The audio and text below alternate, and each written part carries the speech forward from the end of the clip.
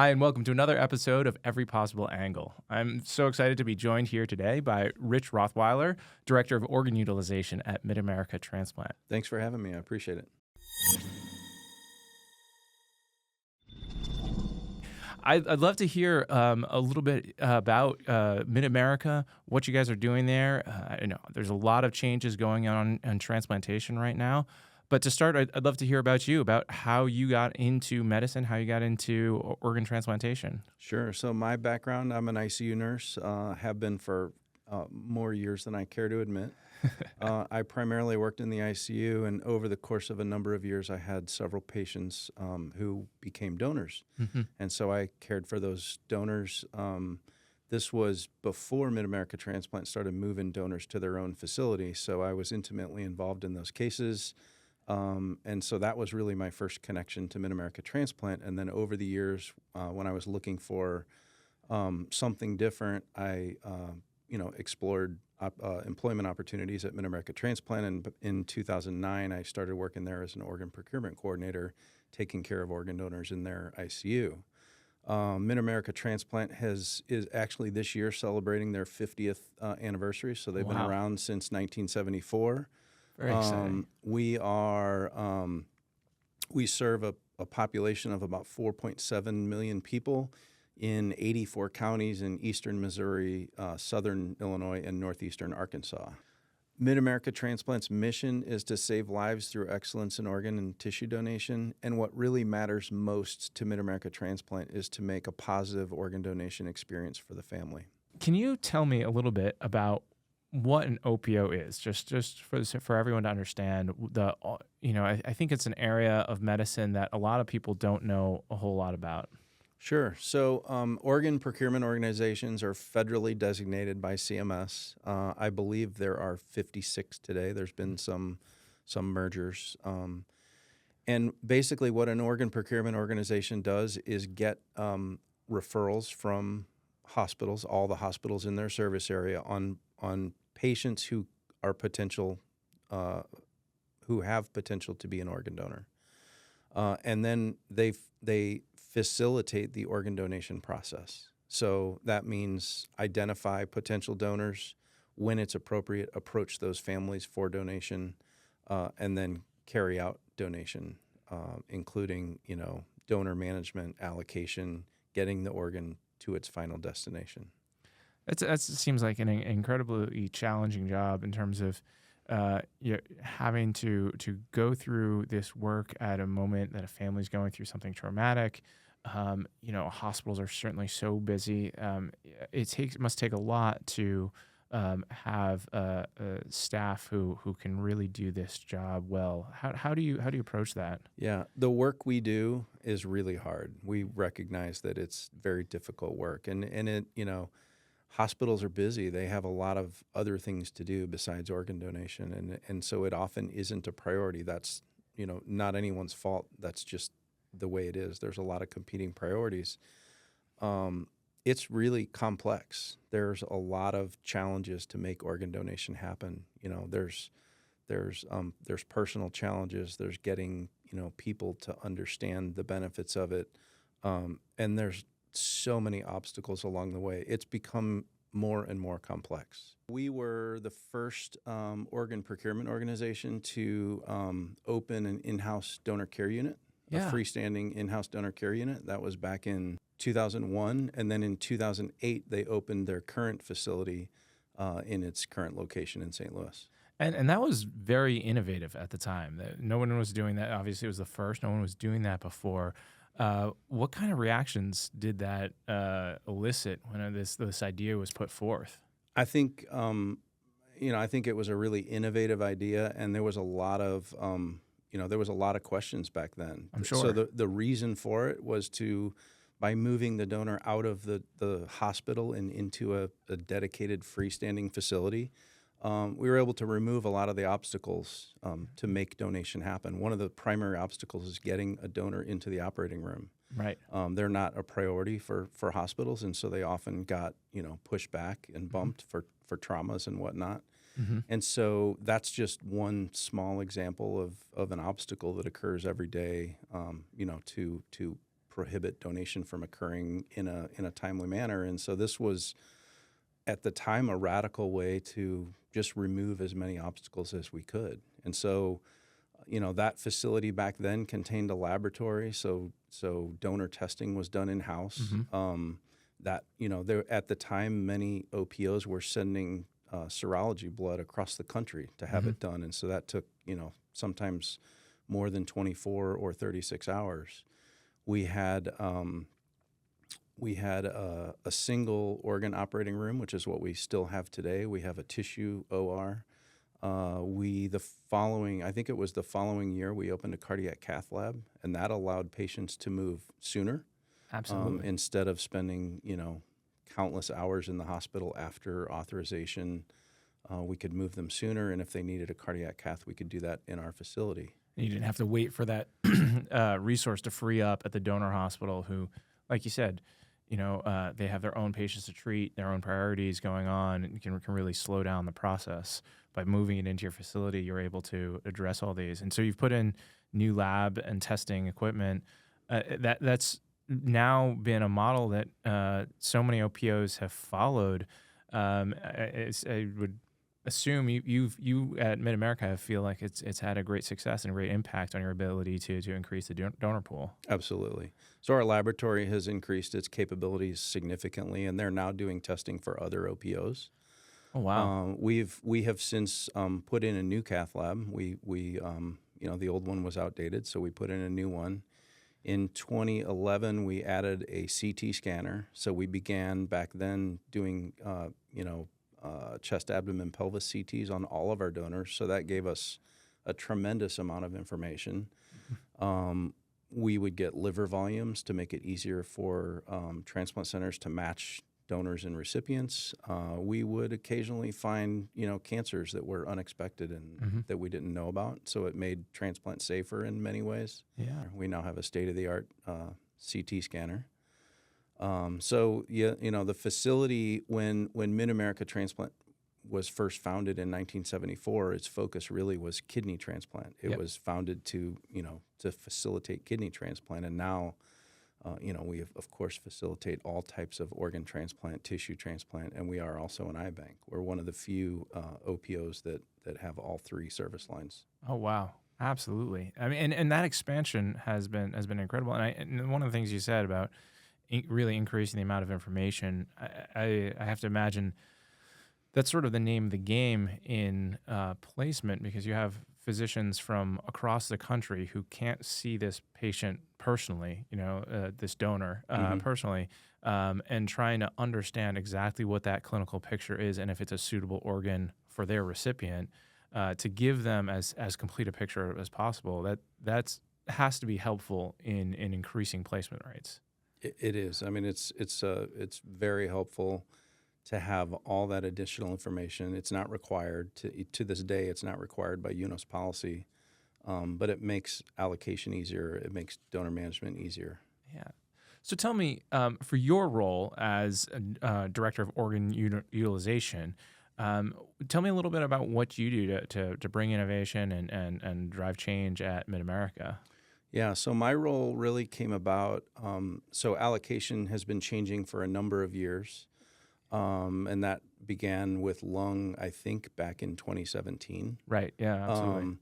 So as more and more allocation changes took place, we saw that, before all this, 80% of our organs stayed local, and 15 or 20% went across the country. And after all these allocation changes went into effect, that was flipped on its head. And 80 or 85% of our organs were going out, and only a small portion were staying local.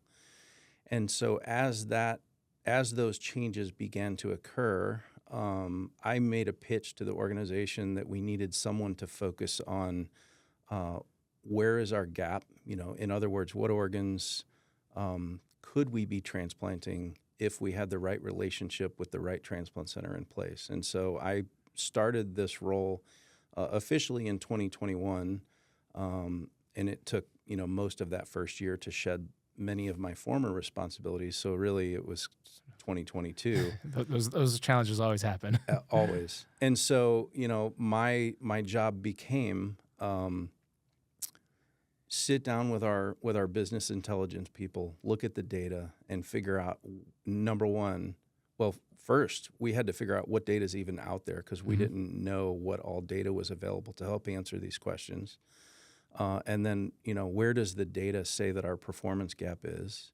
And based on what that gap is, who is the most likely transplant center that can help us close that gap? And so then my job became, reaching out to these transplant centers to develop relationships and processes to try to, get offers to them in the right time so that we could make donation happen. Well, that's fascinating. Perhaps you could tell me a little bit about sort of the details of how does that look like when you're talking about building that relationship and implementing a process, and whether that's technology or methods to get more organs placed. How does that happen, and what is the impact? Yeah, so I think it's a combination of technologies and methods. So we identified pretty early on that we were underperforming when it came to DCD livers. We were actually transplanting about 3% of our DCD livers, which we recognized was not where it needed to be. And so one of the relationships that we formed as a result of this gap was with Tampa General Hospital. So it's kind of interesting how this came about. So I ran into VJ Subramanian at the Winter Symposium. I think it was last year, early last year. VJ did his fellowship in St. Louis, so we knew each other. And I talked to him about this problem of, underutilized DCD livers. And he, at the Winter Symposium, said to me, well, we should talk further, but he was just getting settled, and so the timing wasn't quite right. By ATC in June, he introduced me to Kieran Danaretti, and so I met with Kieran. We talked about this problem. He felt like he could help me solve my problem, and conversely, I felt like I could help solve his problem of, more supply of livers. So we put a process into place where we started backing up every single DCD liver with Tampa General.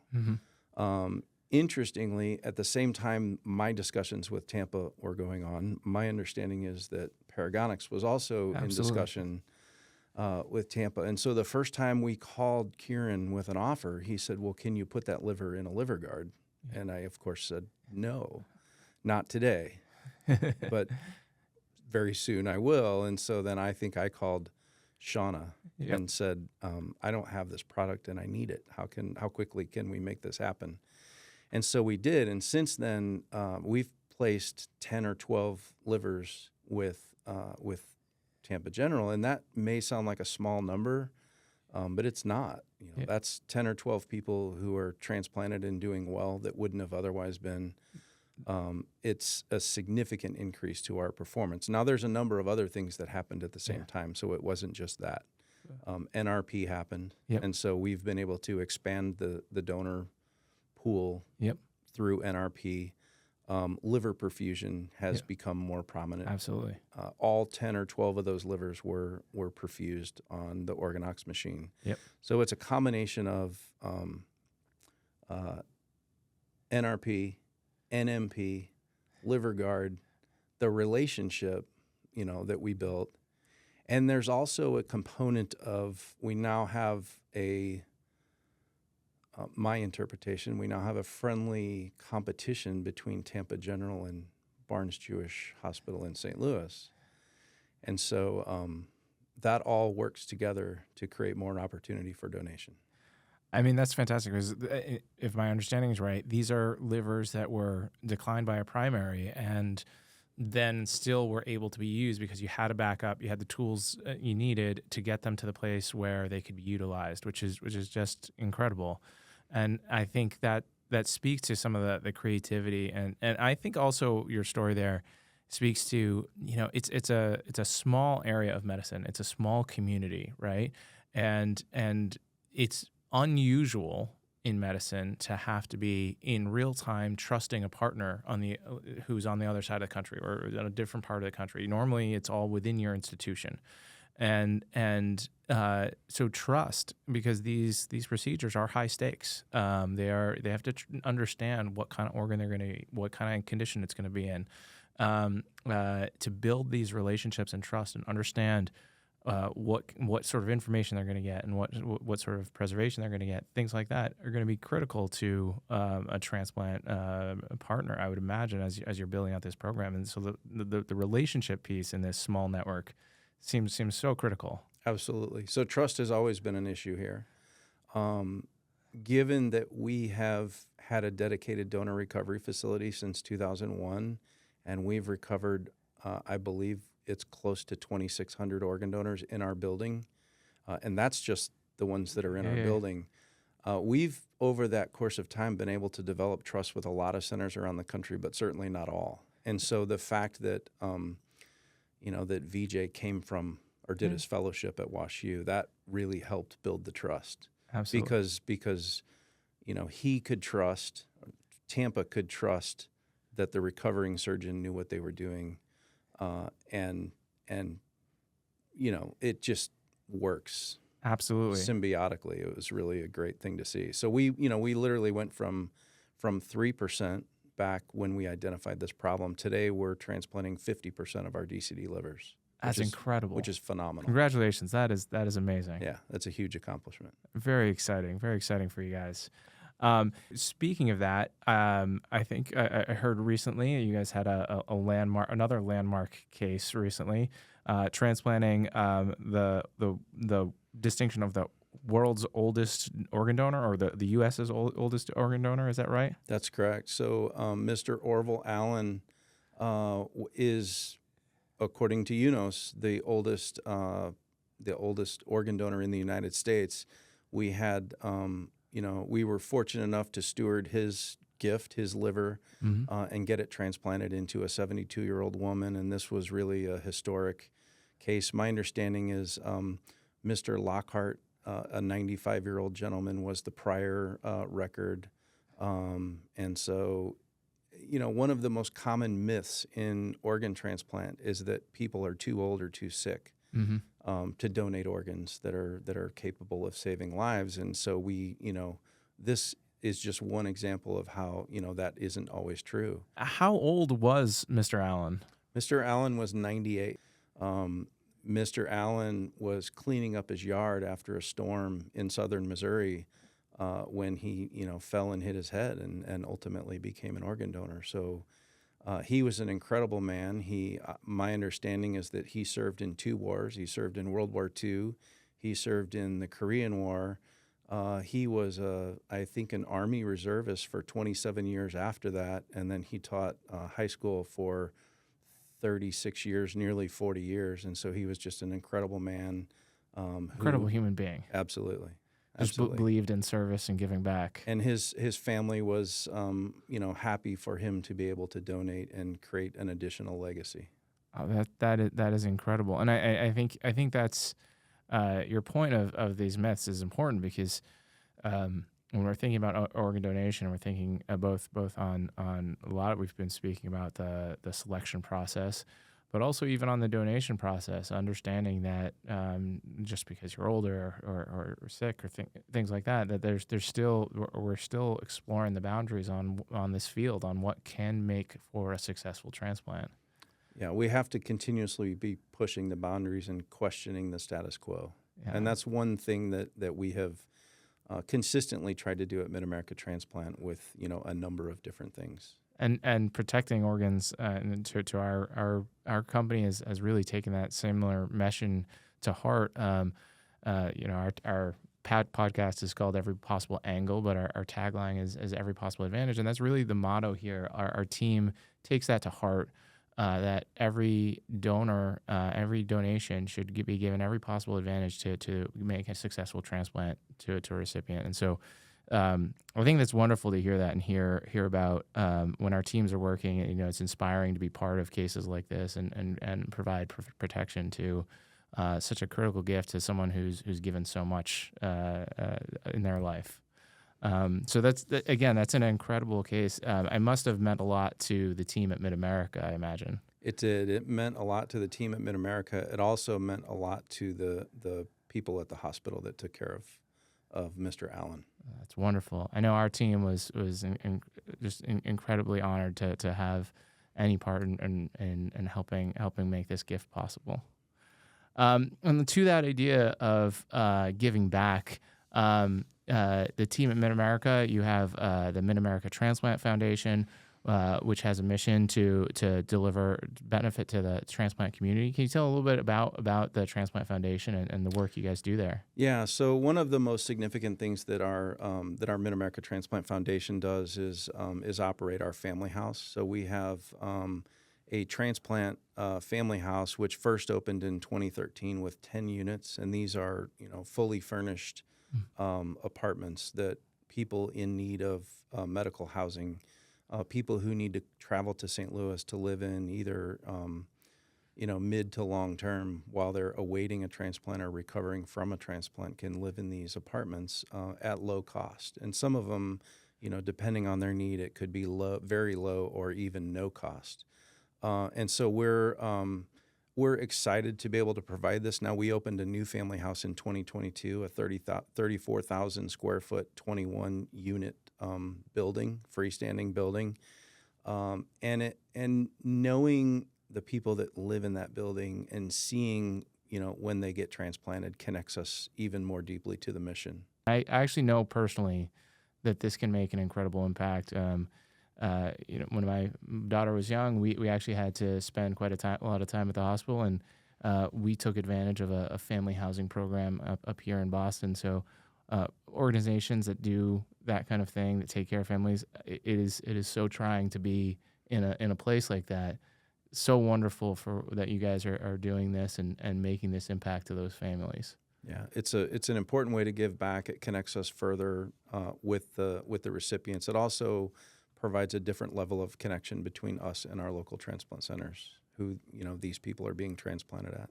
We've been talking about that relationship. It's a small community, and the relationships are so important to understand the impact we're making and where the organs are going, and the relationship between the transplant centers and the OPO are so critical. I think now more than ever, particularly as you said, coming back to the beginning, that all of this has really been amplified with the allocation changes and policy changes that are making it not just a relationship between two organizations, but now many organizations across the country.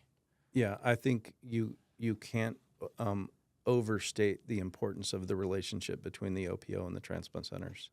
Neither one of us operate independently. Neither one of us can do what we do without the other. Yeah. So going forward into looking at the future for Mid-America, what do you see as the big challenges for the field? Where do you see the opportunity in organ donation and organ transplantation? What are you excited about? Sure. So one of the things that helps us tremendously is auto referrals.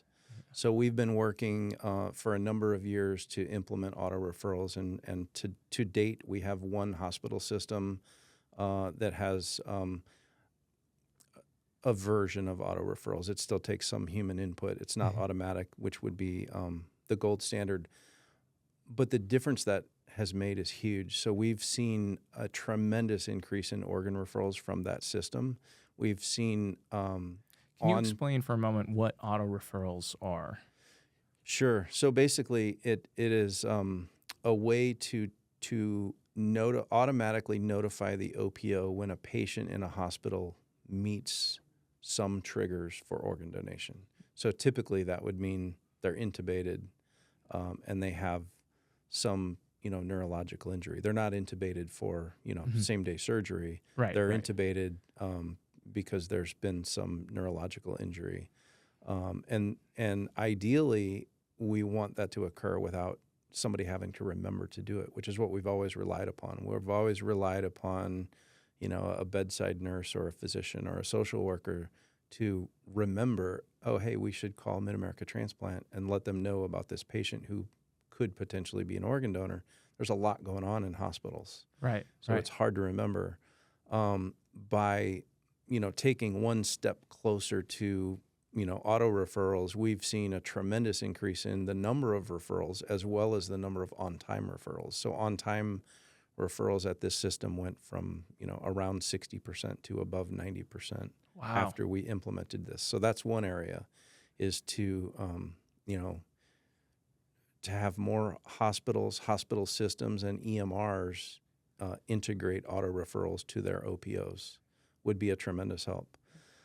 The other thing is what we've been talking about. Allocation it is very difficult, and so it takes continued efforts at building relationships with transplant centers, having the right telephone numbers in your phone to make things happen.